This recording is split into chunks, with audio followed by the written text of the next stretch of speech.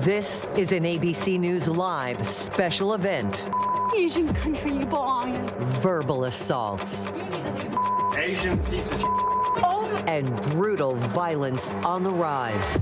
I got very angry because I thought this is now a year of these kinds of things going on. Anger and fear in the shadows of a pandemic. When the previous administration, the China flu, said things publicly, the China virus, unapologetically, the plague from China, he helped to stoke the fires. A call to action. Sick and tired of being invisible and ignored in our country. From the streets to the studio. I am American, born and raised. To the halls of Congress. There are always instances where we are made to feel that we are foreigners. Right now, across the country, an unprecedented event. Stop the hate. The rise in violence against Asian Americans. Here now, Juju Chang and Eva Pilgrim. Good evening. Thank you for joining us as we talk about something deeply painful and deeply personal, the spike in attacks on the Asian American community. And it turns out this is not altogether new. It's been a silent symptom of the pandemic. Verbal assaults and violence surging at an alarming rate, attacks against our neighbors and our loved ones, evoking fear and anger. Anger that some of our most vulnerable and venerable, our elderly, are often the target of this violence. Last month, an 84-year-old Thai man was senselessly pushed to the ground in San Francisco. The grandfather later died in the hospital from his injuries sustained during the attack. Some Hollywood stars seeing that kind of violence and speaking out publicly to draw attention and take a stand against these attacks. Actors Daniel Day Kim and Daniel Wu joining forces to get justice for families. From coast to coast, the drumbeat for change growing as Asian Americans uncharacteristically taking to the streets to denounce the attacks, refusing to stay in the shadows any longer, reminding us all that we too are American. Tonight is an uncommon gathering. We're joined by Hollywood stars, athletes, Congress members, activists, and everyday Americans, all sharing their lived experiences as Asian Americans. You'll hear from Daniel Day Kim, from Olivias Message, and from Jeremy Lin, all talking about what's inspired them to talk about their roles as advocates. We're covering events across the country with colleagues from Los Angeles. Our local stations in New York, Philadelphia, and San Francisco are joining us with their firsthand reporting on this violence in their own cities to enduring racism as they do their jobs. For many of you who look like us or who have loved ones who are Asian, none of this will come as a surprise to you, but for the wider audience, it's been a largely invisible problem. As the attacks escalate, we have to talk about it, and we have to report on it. So tonight, we want to move this conversation forward by looking at the root causes of the anti-Asian racism in our country and talk about what's being done, how to stop the hate, from the activists to the allies and the loved ones finding hope amidst heartache. This is the video that helped spark a movement.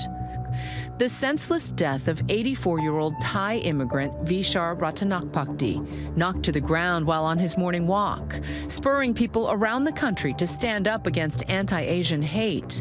Hollywood stars like Daniel Day Kim leading the charge. It was a very visceral response. I got very angry because I thought this is now a year of these kinds of things going on. But it was disheartening to see how many people did not know. The attack was one of several against elderly Asians and Asian Americans in California's Bay Area over the past 2 months, prompting more than 1,000 people to gather in Oakland and speak out against anti-Asian violence, calling for solidarity. But while his death has galvanized the community, it's his life that his daughter and son-in-law want to honor. Happy birthday, dear grandpa. He's a family man, gentleman. He's taking care of our family. The pain still raw for his daughter Montanas, who sat at her father's bedside as he lay dying. He never wake up again, bleeding on his brain. What did you say to him when you got to see him in the hospital? Dad, wake up. I want him to stay alive. and wake up and come and see me again. But he never wake up again, and I pray for him. Police arrested a 19-year-old suspect who pled not guilty to murder and elderly abuse. His lawyer insists the attack was not racially motivated because the victim's face was covered with a mask and hat, so there was no knowledge of race. His lawyer instead calling it a break in the mental health of a teenager. Even though Vishar's attack is not being investigated as a hate crime, it's still drawing attention to the alarming surge of xenophobic attacks against Asian Americans across the entire country throughout the entire year of the pandemic, which has been largely ignored. It is something in the psyche of this country where somehow it's okay to physically or verbally abuse Asian Americans. We're being scapegoated. And this is not just one community. It is every community. We have the tech CEO in the Silicon Valley who verbally abused an Asian family in a restaurant. Asian piece of Oh my God. And then we have Torrance Karen. Go back to whatever Asian country you belong in. But that hate too often crossing over into violence. Thank you for coming through. Community leader Dr. Connie Won says it's clear Asians of all different ethnicities and backgrounds are being indiscriminately targeted and blamed for the pandemic. When the previous administration said things publicly, like the Wuhan virus, The China flu. The China virus. The plague from China. We have to be accurate. unapologetically, he helped to stoke the fires of anti-Asian violence against our communities. Stop AAPI Hate began collecting more than 2,800 reports nationwide of anti-Asian hate between March and December. The NYPD alone reporting an 800% increase in anti-Asian hate crimes last year. Now, a growing movement of young people like Will Lex Ham are refusing to stay silent. We're sick and tired of being invisible and ignored in our country. The pain of the Asian community has been muted for decades. The actor flew from his home in New York to San Francisco last month, meeting with local leaders of all races on the ground to learn how to turn his outrage into action. You don't fight racism with racism. Yes. You fight racism with solidarity. Montana says she is trying to find hope. It isn't easy. I've been outside with the kid, and then I've been attacked verbally. They're yelling, and then you are sick, you are wireless Asian. How did your kids react to that? We know it's violence. We just walk away. But that pain pales in comparison to her father's murder. I miss him a lot every day. He's a caring person. We can't believe this happened. Now, one of the biggest challenges in stopping hate crimes is prosecuting them. Hate crime laws differ by state and jurisdiction, further complicating and prolonging the legal process. So how do authorities find concrete evidence that the suspect was motivated by hate? Stefan Kim, from our affiliate here in New York, WABC, has the story. A wave of violent, unprovoked attacks against Asian Americans consuming the city of New York. A 56-year-old man in Manhattan this week pummeled for no apparent reason. A man riding the subway sliced across his face from cheek to cheek. A woman viciously shoved in Queens. A 71-year-old woman punched in her face in Chinatown. A 36-year-old man stabbed in the back, now fighting to stay alive. This is not a joke. I have seen this DA put people on street vendors in jail for both stuff, but now when the Asian gets attacked for no good reasons, he decided not to prosecute. Attack to one, attack to all. Community leaders simmering mad this week on the Manhattan DA's doorstep after he dropped a second-degree attempted murder as a hate crime charge just a day after it was filed, saying there was no evidence the suspect saw his victim's face because he was wearing a mask and hat. This should have been kept a hate crime. I can't fathom why within one day that changed. ABC News analyst and former NYPD chief of detectives Bob Boy says any unprovoked attack, absent any other apparent motive, he would charge as a hate crime. A spokesperson for the Manhattan DA in a statement says the defendant's statement that he didn't like the way the victim looked at him does not establish a hate crime when the evidence to date shows that he ran up to the victim from behind and may have never actually seen his face. Hate crimes are the only crimes that require proof of motive, and we don't have a machine that allows us to read people's minds. Dr. Phyllis Gerstenfeld is a criminal justice professor at California State University. She says it's incredibly difficult to prove that motive beyond a reasonable doubt to reach a conviction. According to the most recent statistics tracked by Syracuse University, in 2019 through June of that year, of the 99 federal hate crimes charges, only 17 have been prosecuted. The handling of the stabbing in Chinatown isn't the first attack that enraged the community. Last July, an 89-year-old grandmother in Brooklyn was lit on fire. In that attack, and in so many others, at the outset of the investigations, police said no racial slurs were hurled, so hate crime charges were ruled out. As a result of that fury, the NYPD created the Asian Hate Crimes Task Force. Yet, even just last month, after the 71-year-old was slugged in her face on the subway, police said because no words were exchanged, it was not racially motivated. But why weren't cops investigating at least the possibility? We sat down one-on-one with the commanding officer of the task force, who set the record straight. I think the department doesn't express what we do correctly. Just because we don't have the evidence yet does not mean we're not investigating as a hate crime. Historically, Asian Americans have been victims at a disproportionate rate in New York City. And the service they get from the police department, they don't really look for it, because they don't speak English, they're afraid of the police, there's cultural barriers and differences. Crimes go underreported for the Asian Americans because they don't want to come forward. And Stefan Kim of WABC joins us now. I mean, you and I both know Asian culture is very much put your head down, don't make too much noise, don't draw too much attention to yourself.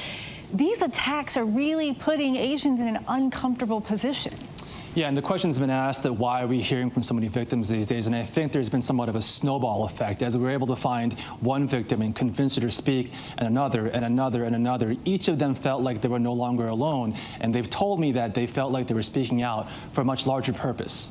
Stefan, I know that you were born and raised in the United States, joined the U.S. Army, raising to the rank of sergeant, and now you're this dogged reporter on the street. You don't appear to be someone who would experience bias and discrimination, yet I happen to know better. Yeah, sure. Whether it's from my childhood or into the military, even as a journalist, right? I've had in elementary school teachers make racial comments about me, drill sergeants make racial slurs about me, and these are authority figures. So that is a definition of institutionalized systemic racism. And Stefan, I know my mother's generation would never speak out, but as younger people feel very differently about that. What are you seeing within the Asian community as you talk to people? That's a fascinating question. I'm hearing from community leaders that even within Asian American households, you have the second generation, the children, blaming their parents for being racially biased. So this is an incredibly uncomfortable conversation, but these discussions are happening within these Asian American households. It's a discussion people are having all across America tonight. Thank you so much, Stefan Kim of WABC, for your great reporting. We really appreciate you, and of course, we'll check in with you later on in the program. Moments from now, actress Olivia Munn on the moment she knew she had to speak up and why she says so many hate crimes go unpunished. The Chinese virus, Kung flu. The Chinese virus. It's got all different names. Wuhan. How his racist words are linked to violence against the Asian community. Then, the on-court experience that made basketball star Jeremy Lin speak out. He joins us with his story.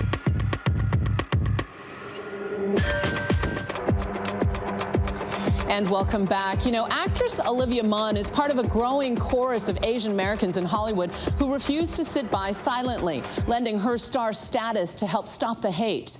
But like so many, for Munn, this became personal. Someone she knew, the target of an attack. And as she recently told me, she had to step up and help. I know that even before your friend's mom was attacked, even before that horrible incident, you'd shared a message on Instagram writing that over the past few days, I've found myself at a loss for words at the rise of anti-Asian hate crimes. The racist, verbal, and physical assaults have left my community fearful to step outside. What were you thinking when you posted that? What was the message you were trying to get across? We've been hearing about these attacks for a long time, and especially during the last year when the pandemic was weaponized against Asian Americans and Asians across the world, and actually seeing the footage, seeing these elderly Asians just being attacked, I really was paralyzed. I didn't really know what to think, what to say. And it's been really difficult to feel like our people are not being seen. So take me to that moment when you saw the surveillance video of your friend's mom being attacked. What went through your mind? I was in shock. I mean, she's a very tiny woman, and she is hurled through the air to the point where her body is horizontal, her legs are flailing. And then I know that she was knocked unconscious. And I think about my own mother, I think about my aunts, I think about the people in my family and how it could have happened to any of them. Tell me how the younger generation is responding to that sort of cultural need to sort of stay quiet. Are younger Asian Americans being more vocal? Yeah, we're being a lot more vocal than our parents and grandparents. My grandmother and her 9 children, they all came here the day the war ended in Vietnam. And they didn't speak any English. And they all came here for a better life and really wanted to be a part of the fabric of our country and add to it. And a big part of that was to just keep your head down and accept being a second-class citizen in your own country. Our generation, we were raised to speak up for people who need our help, to cry out when there's an injustice. And when you look at our parents or grandparents, they paved the roads for us. Now it's our turn to take them back to the front of those roads and walk them down those paths and say, like, look, you belong here. You're an American, and it's safe. Now, Olivia told us that Sam's mom is on the mend, and at first she didn't even want to report a crime. But now, after the suspect was arrested, she's feeling like her pain matters. Olivia also talked about being biracial, that when she says she looks in the mirror, she sees an Asian American woman, and that's why no matter how scary or exhausting, she's going to continue to speak out. And like Olivia, my colleague Dion Lim of ABC7 in San Francisco also harnessed the power of social media, using the digital platform to share information on attacks against Asian Americans. Her social posts even helping police arrest suspects and inspiring a new sense of community amongst viewers, encouraged to now speak out about their own experiences. Dion, thank you so much for joining us. I really appreciate it. I know in a lot of your reporting, the victims actually reached out to you privately on social media using the direct message feature. Many of them hadn't even reported their attacks. Why do you think that is? Eva, this is something I've never experienced before in my career, and it's actually pretty cool. I know why, because the majority of these victims don't report their crimes to police for a number of reasons. They're either scared, they don't think they'll be heard, they don't want retaliation, or like we heard from Safan and Juju, they feel that sense culturally to keep their head down, keep their nose clean, don't cause trouble. But on social media, things are different. People get to know me on a little bit more of an intimate basis. They learn about me being bullied, growing up in very non-diverse parts of the country. So they feel that connection. And then on social media, there's also a buffer. There's a screen on a phone or a computer, so they feel protected. They don't have to lay it all out on the line. And then when they see other people comment on these posts, they realize, oh my gosh, I'm not alone. I can do this. I feel empowered to share my story. That sense of seeing other people experiencing the same thing. You've spoken out a lot on Clubhouse also. How have social media platforms been aiding in getting the word out about these attacks, and how important have forums like Clubhouse been?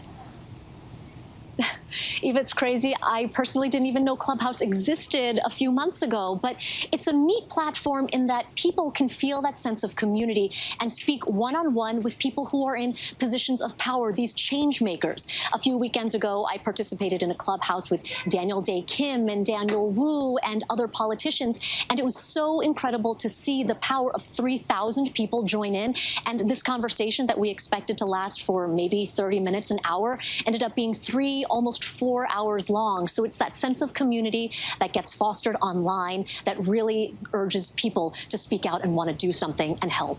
And they clearly all have a lot to say. Dion, thanks so much for joining us. We will see you later in the broadcast. Well, the pandemic has upended all of our lives. We are all living with heightened anxiety during what has been, no doubt, a difficult year. But advocates say this fear is being weaponized against the Asian American community, and they are pointing to President Trump's routine use of racist language, saying it has stoked the flames of hate. But all along, we've seen our colleagues pushing back. Take a listen. Chinese virus. Kung flu. The China flu. The China virus. The plague from China. The Chinese virus. Because of the Chinese virus. It's got all different names. Wuhan. Wuhan was catching on. Coronavirus, right? Kung flu, yeah. Kung flu. Some people call it the Chinese flu, the China flu, right? They call it the China virus, as we call it. At least one White House official who used the term Kung flu, referring to the fact that this virus started in China. Is that acceptable? Is it wrong? Are you worried that having this virus be talked about as a Chinese virus, that might... I wonder who said that. There are reports of dozens of incidents of bias against Chinese Americans in this country. Your own aide, Secretary Azar, says he does not use this term. He says ethnicity does not cause the virus.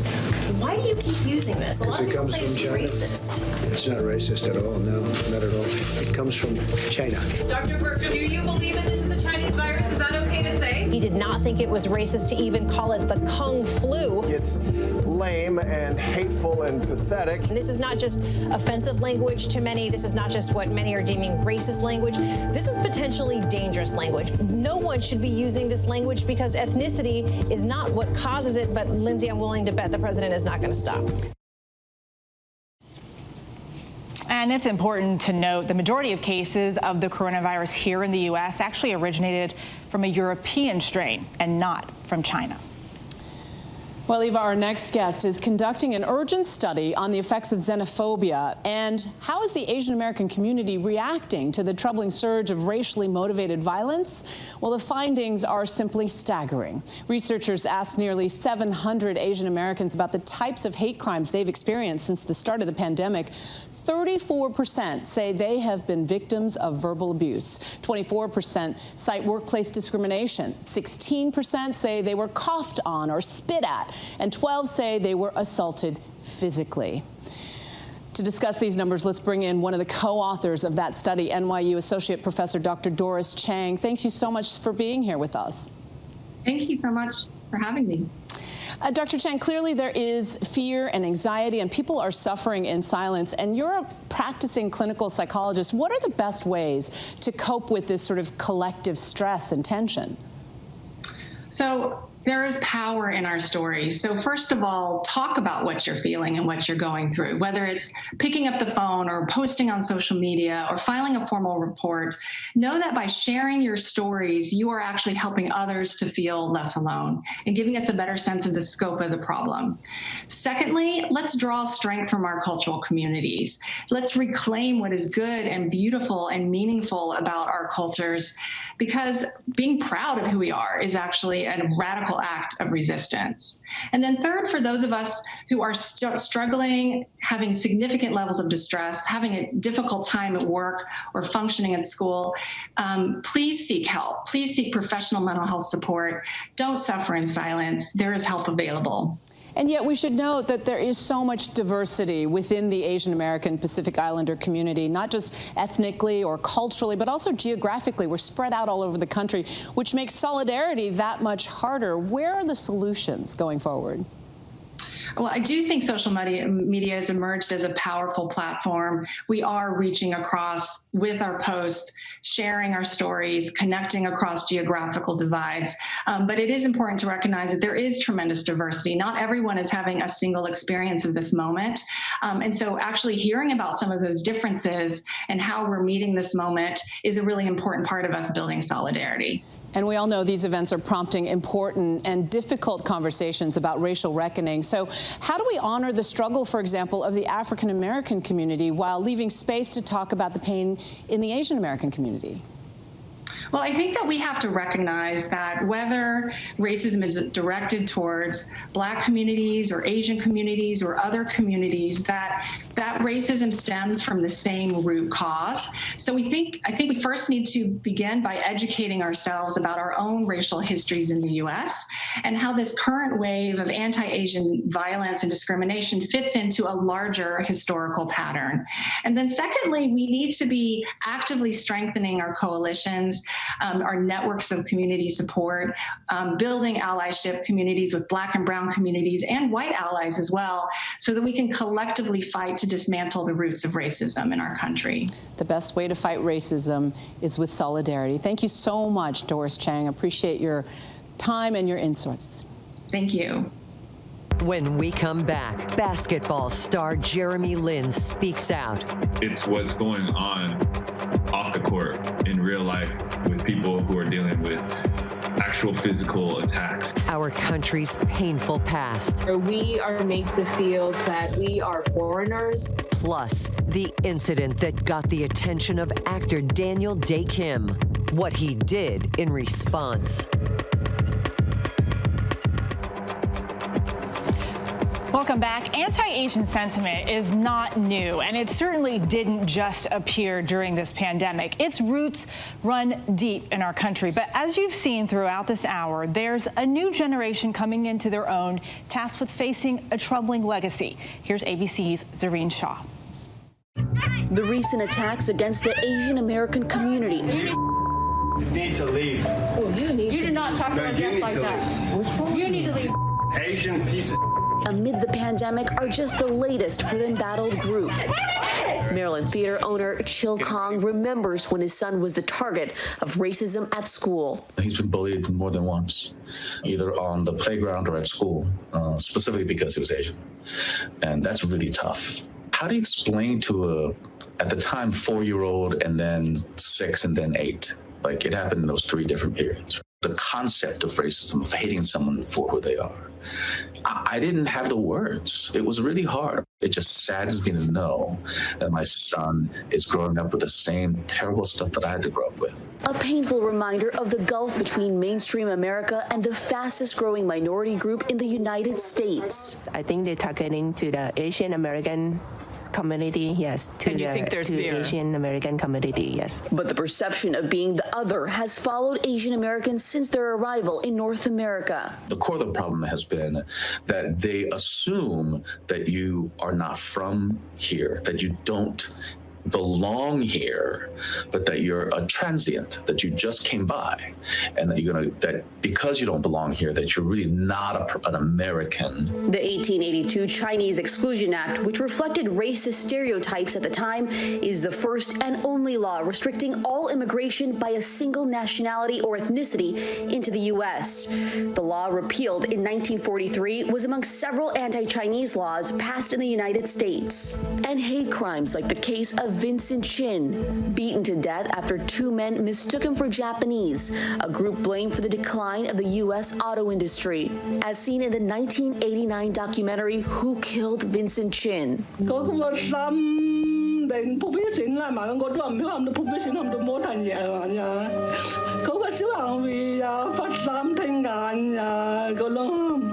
want justice for Vincent.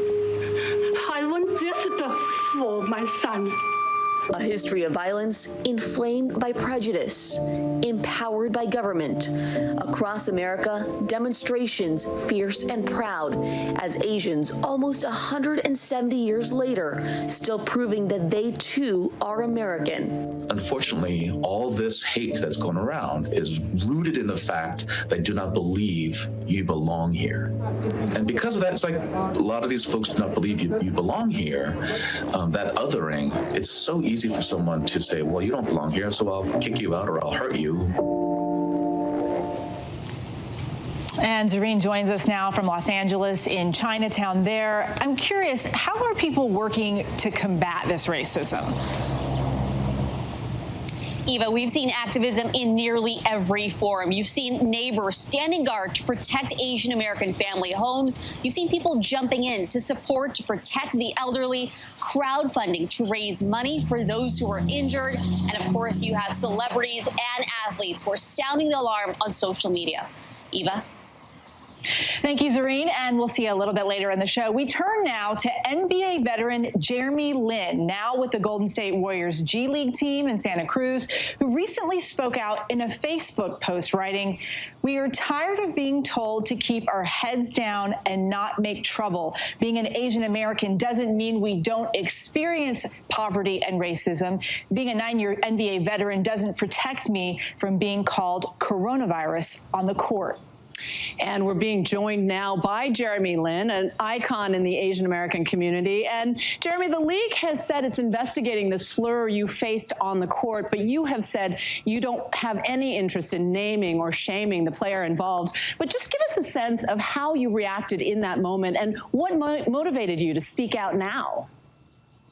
I think the biggest thing for me, and I debated whether to talk about it or not, but I felt like I wanted to bring awareness towards not me. It's not what I went through, or I'm not some hero for going. It's what's going on off the court in real life with people who are dealing with actual physical attacks and things of that nature, and people who feel unsafe walking around, and people who are left on the street helpless, and people are getting stabbed in the back. Like, these are the real stories that need to be talked about, and people need to hear about that. We know the NBA has taken a pretty vocal stand in supporting the Black Lives Matter movement and other social justice causes. Are they doing anything to make sure that you're being treated respectfully? And I'm curious, what's the response been from your fellow players? Relative to what is going on and what people are doing, people are fighting for their lives. People are physically, seriously going through life-threatening things, and people have gotten burned, people have gotten stabbed, people have gotten punched and pushed over. We have elderly who are being attacked. And so for me, it's actually, the way I kind of see this is it's a very small microcosm of what is actually going on off the court, and things that are happening that are way more serious. And so it is a little bit uncomfortable, but the NBA and everybody within the organization and outside has been amazingly supportive. As a basketball player, you're in a role few Asian American men are in. I'm curious, have you ever felt like you had to prove your Americanness? Have you grappled with being treated as an other in both your professional and your private life? I mean, that's my whole life. I've always kind of been the token Asian guy, or I've always had to prove myself a little bit more, and knowing that in a lot of situations, if I'm even with somebody else, then I'm behind, basically. These are things that I've kind of grown up my whole life with, and knowing that, hey, this might not be, or it won't be even playing field. But I think through it all, God has continued to use me and allow me to do things beyond what I'm capable of doing. And I just hope that by continuing to play, when the next Asian or Asian American comes along, that, hopefully that it won't be as difficult for them, or they won't be labeled as deceptively athletic, or they won't have to fight as hard or fight uphill to be able to show what they can do. Jeremy Lin, such an important conversation. We really appreciate you taking the time to join us tonight. Thank you for having me. And my cool factor just went through the roof. Just with saying. Your kids. Yeah, exactly. But still ahead for us, we have one woman who is taking her fight to Washington. Congresswoman Grace Meng joins us live to talk about her fight to denounce hate and the racist rhetoric she received in return. Plus, why actor Daniel Day Kim says enough is enough.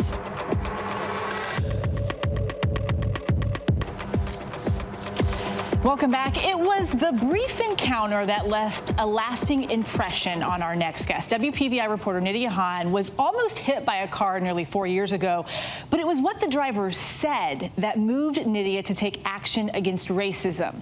It was 3 simple words: "This is America." Nidia responding in a now viral Facebook video that has led to a TED Talk and a WPVI docuseries that examines racism in America. Her experience inspiring so many to share similar stories.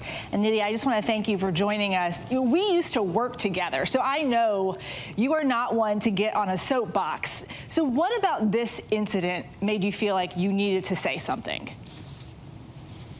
Eva, my old partner, honored to be with you tonight. I felt like I needed to respond to those 3 words, "This is America," because they unleashed in me an anger and a pain I didn't even know I was carrying inside. I assume the driver said those words to me because she didn't think my Asian face belonged to that of an American. And after a lifetime of ignoring similar incidents, I felt compelled to respond, especially as I thought of my children, who look a lot like me and who I hope have a different experience. So I responded publicly to say, enough is enough. This is not okay. Please check your knee-jerk reactions and your biases and see us for who we are, not as forever foreigners, but as fellow Americans. And Eva, I really hope the message gets out there, because this hate we're talking about tonight didn't spring up out of nowhere. It is rooted in our continuing struggle to be seen as American as everyone else. Eva? Yeah, and we've all experienced that casual racism, the like, where are you from questions, the name calling, starting from we were kids on the playground into our adulthood. So many people rarely say anything about those casual moments. This is so true, even though they are terribly cutting. And I have to tell you, even as we cover these brutal physical attacks against Asian Americans, I think we need to continue to shine a light on other forms of racism. Let me give you 2 examples. Here in Philadelphia, a board member of a labor union that represents actors and artists posted a racist meme on social media. A Philadelphia hoagie shop advertised a racist menu item, calling macaroni and cheese covered in Chinese garlic sauce COVID Mac.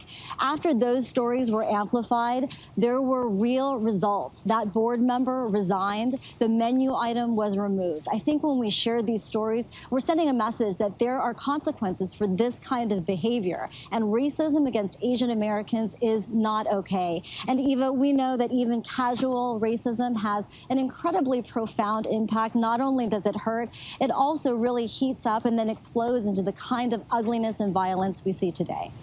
So I guess the natural question that a lot of people are asking is, what can they do to help their Asian American friends and family?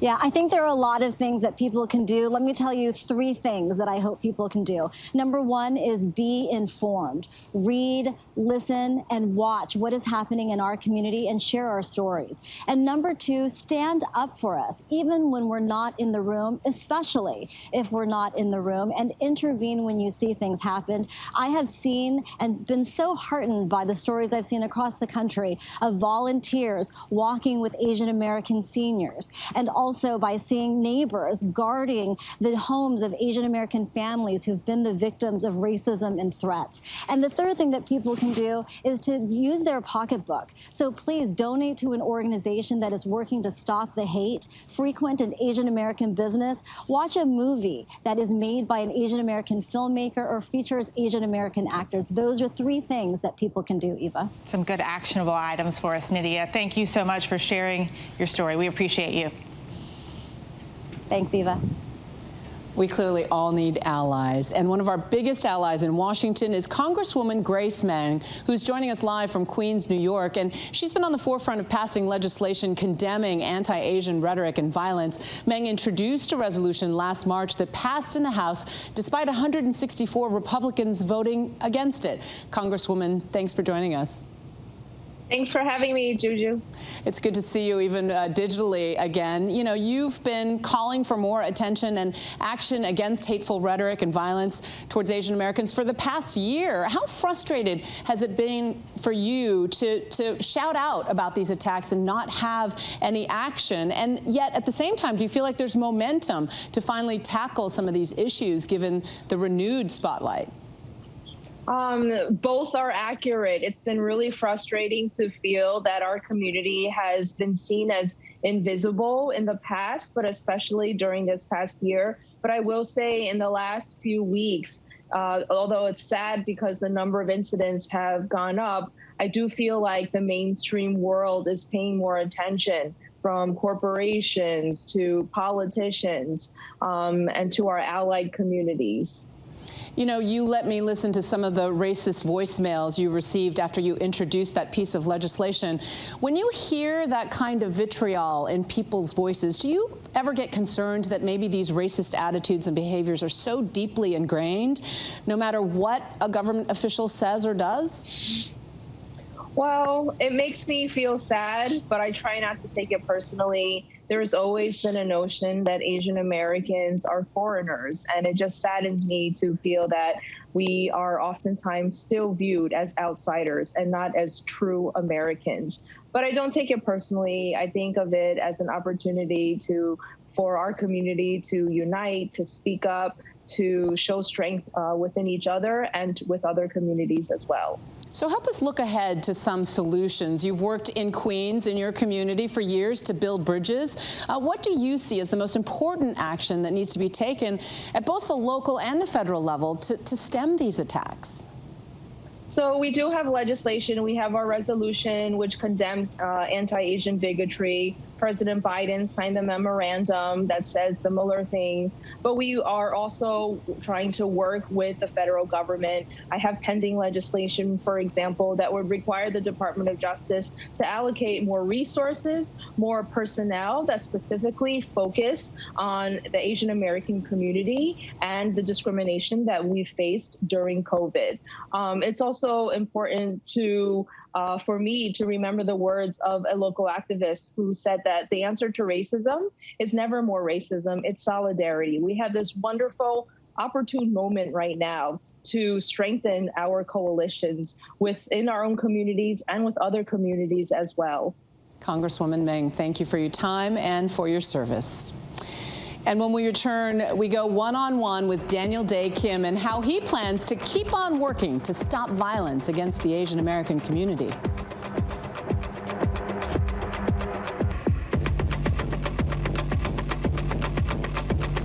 We've talked tonight about how anti-Asian hate has been going on for months, a silent symptom of the pandemic. But there was a tipping point recently, the moment the AAPI community mobilized to condemn the rise in attacks and forced the country to start listening to the outrage and pain. You've heard Daniel Dae Kim talking about that moment, and tonight he shares that moment that inspired him. I know you've been outspoken on the anti-Asian bias from the very beginning of the COVID outbreak, and yet you became very publicly involved recently in the Bay Area. What compelled you to step forward? When I saw the murder of Vijayaratnapakdi, it was a very visceral response. I got very angry because I thought, this is now a year of these kinds of things going on. They're attacking our most vulnerable population, and no one in the mainstream media outside of the Asian American echo chamber is picking up this story. And so I called my friend Daniel Wu and I said, let's do something more than just talk about it. Let's really try and raise the stakes on this issue. Let's offer a reward. And tell me about the overwhelming response that you've gotten since you spoke out. It's not appropriate to take more credit than I should because it was a combination of things. But it succeeded in that now you and I get to talk about this issue. Other networks have picked up this story, and people for the first time are saying, I had no idea this was going on. And that to me means that we're making progress in shining a light on the problem. What about the fact that when someone says to you, I had no idea this was going on, what does that say to you about the invisibility of the Asian American population and the attacks that have been ongoing for a year? It says a lot because these things have been going on for so long. We know that there are at least 2,800 incidents like this since March of last year, and more because so many of them go underreported. I've spoken to a number of community leaders who point back to COVID and the idea that the fear and the anxiety, economic and otherwise, engendered by COVID has been weaponized against Asian Americans. Do you agree with that assessment? It's not helped in any way by the rhetoric of our former president. You know, you can draw a direct line between the surge in these kinds of cases to when he started saying things like Kung flu and China virus. There was a concerted effort to place blame for an administration's failings onto someone else. You saw his notes from a speech where the word coronavirus was literally lined out and replaced with his own handwriting saying China virus. In what way do you think the racial awakening that occurred post George Floyd has awakened Asian Americans, both young and old, to speak out and speak up against racial inequality? Historically, there have been tensions between the African American and Asian American communities, but I really do think George Floyd galvanized the two communities in a way that I'd never seen before. And so I'm hoping that that momentum carries over into these cases. It is crucial to really understand how we have all contributed to the fabric of this country and how we progress as a country from here, because we are here. We're not going anywhere. And the demographic of the country is changing. So we must do our best to understand it as it truly is and not what we thought it was. And we've heard tonight about the importance of allies against hate. So we wanted to broaden our discussion with Nikita Chaudary, a board member of South Asians Leading Together. Thanks so much for joining us. Really appreciate it. We've been focused tonight on incidents of bias that Asian Americans have faced in recent months. But Asian isn't really one thing. It's a lot of groups of people, but we're all lumped together. Yeah. Well, first of all, thank you so much for having me. So when we talk about Asian Americanness, it has been this sense of homogeneity that has mostly been a tool to benefit white supremacy, right? The wider the umbrella, the less that there has to be distinction, and the less that we have to actually be accountable and address the specific wounds of that community. And part of that is because of the model minority myth. It's because of things that have been used as a tool to pit communities of color against one another, both within the larger umbrella of the Asian American community and to disintegrate the Black American community, without even acknowledging the fact that there are members of the Black American community within the Asian American community as well. And as we've seen this evening and seen very recently, when folks in positions of power are able to utilize that falsified homogeneity to then radicalize hate and feed that fire, it then creates this false sense of unity. You talked about that model minority myth. Talk to us about why that's a myth and what kind of harm it does to group so many groups and individuals with the same mistaken label. Yeah. So the model minority myth is, this sense that Asian Americanness, which is already, as we've talked about, this huge umbrella, is this an example of what a marginalized community or community member could be. What that does is it not only creates this one identity and then uplifts them in a certain very classist and casteist way, but it also, like I mentioned, disintegrates the Black American community and the Latinx American community, Native American community, and other communities of color against them, saying that this one community is closer to whiteness, assimilates closer to whiteness. This is our version of success. And therefore, that is what everybody else should adhere to. And what it allows for is not only that distinction and segregation, but it prevents us from working in solidarity together, from coalition building, and being able to find that collective liberation and change. And solidarity is so key in fighting racism. Nikita, thank you so much for joining us tonight. And still to come, one major American city's vaccine website wasn't working. So this man spent $50 of his own money to build a new one. But when he turned his life-saving site into a protest against hate, everything changed. His story when we return. Stay with us.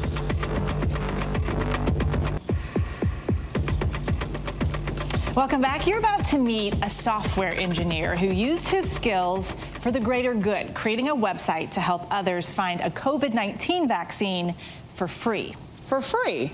But when he paused his site in protest of the rising hate against Asian Americans, the hate started pouring his way. But that did not stop him from standing up. It all started when I was trying to help my mom find a vaccine. It was a pretty arduous process. I just thought that maybe I could do something to make it easier. The idea behind TurboVax is to make it as easy as possible to find real-time vaccine availability. I put out this little solution that ended up helping thousands, if not tens of thousands of New Yorkers. Growing up in Queens, I was not immune to anti-Asian bias. I grew up with people making offhand remarks about my slanted eyes, my yellow skin, my Ching Chong name. Last Thursday, there was a stabbing in Chinatown. The victim is a 36-year-old Chinatown resident. I knew that on another day, that could have easily been me. I wanted to illustrate through this action of taking the site down for 2 days that if we as a country don't listen to the concerns of Asian Americans, then we risk losing the contributions of Asian Americans as well. I posted a Twitter thread outlining the situation. I recommended that they donate to a local nonprofit called Welcome to Chinatown, helping preserve our Chinatown here in New York, but also working to fight anti-Asian discrimination. To date, we've actually raised $105,000. I just hope that my experience can show others that as long as you take the initiative and stand up for what you believe in, I think that you can make real change regardless of however big or small you think that may be.